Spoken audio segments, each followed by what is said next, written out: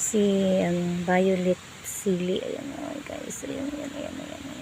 Yung mga ilang bunga na rin siya.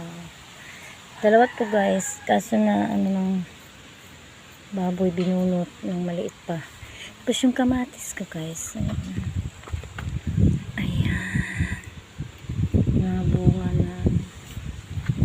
Ito. Ayan. Diba?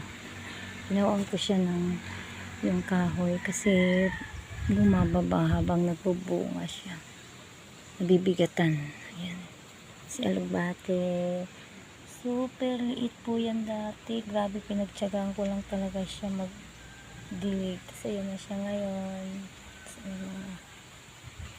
Ayan. Ayan.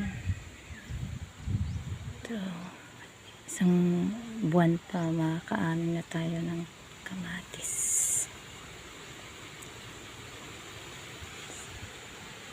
Sige guys. Maludi. Bye bye.